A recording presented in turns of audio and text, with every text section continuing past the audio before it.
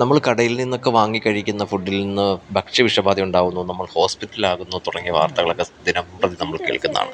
അപ്പോൾ ഇതെങ്ങനെ സംഭവിക്കുന്നു എന്ന് നമ്മൾ ചിലപ്പോൾ പലപ്പോഴെല്ലാം ചിന്തിച്ചിരിക്കാം. എന്തായാലും ബീഫ്, ചിക്കൻ തുടങ്ങിയ മാംസാഹാരങ്ങളിലൊക്കെ ഉണ്ടാകുന്ന പുഴുക്കൾ നമ്മുടെ ആരോഗ്യത്തെ കാര്യമായി ബാധിക്കുമെന്ന കാര്യത്തിലും തർക്കമില്ല. ഇത് കഴിഞ്ഞ ദിവസം ഞങ്ങൾക്കുണ്ടായ ഒരു അനുഭവമാണ്.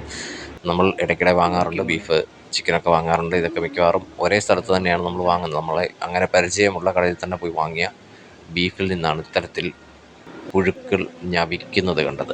അതായത് നമ്മൾ വീട്ടിൽ കൊണ്ടുവന്നു, ബീഫ് കൊണ്ടുവന്ന് കഴുകി പാകം ചെയ്യാനായിട്ട് തയ്യാറാക്കാനായിട്ട് എടുത്തു വെച്ചു.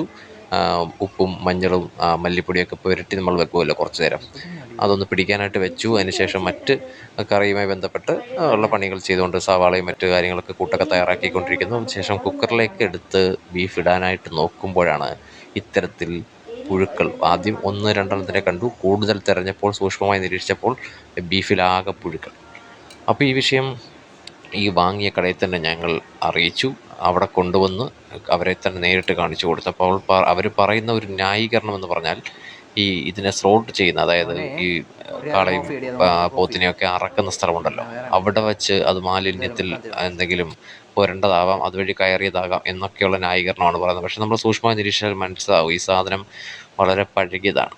അപ്പോൾ നമുക്ക് ഇത്തരം മാംസാഹാരങ്ങളൊക്കെ കഴിക്കാൻ ആഗ്രഹിക്കുന്നവർ ഇത് വാങ്ങുന്ന സ്ഥലം അത് ഏറ്റവും പ്രധാനപ്പെട്ടതാണ്. അപ്പോൾ അതുകൊണ്ട് ഏറ്റവും രാവിലെ തന്നെ, അല്ലെങ്കിൽ ഇത് എപ്പോഴാണോ വെട്ടുന്നതിനെ അറക്കുന്ന സമയം ഉണ്ടാവുമല്ലോ, ആ സമയത്ത് തന്നെ ഏറ്റവും അടുപ്പിച്ച് തന്നെ പോയി വാങ്ങി പാകം ചെയ്യാൻ എല്ലാവരും ശ്രദ്ധിക്കുക. എന്തായാലും ഞങ്ങൾക്ക് ഈ ദുരനുഭവം ഉണ്ടായത് തിരുവനന്തപുരം ജില്ലയിലെ കൊഞ്ചറവിള എന്ന സ്ഥലത്തിലെ മാർക്കറ്റിൽ നിന്ന് വാങ്ങിയ ബീഫിലാണ്. അത് അവിടെ സ്ഥിരമായുള്ളൊരു കടയാണ്. കാര്യം അവരെ അറിയിച്ചു. എന്തായാലും മറ്റ് കേസിനോ പ്രശ്നങ്ങൾക്കോ ഒന്നും പോയില്ലെങ്കിലും അവരെ അറിയിച്ചു. എന്തായാലും ശുദ്ധമായത് കഴിക്കാൻ ശ്രദ്ധിക്കുക. ആരോഗ്യം എല്ലാവരും സംരക്ഷിക്കുക. Thank you.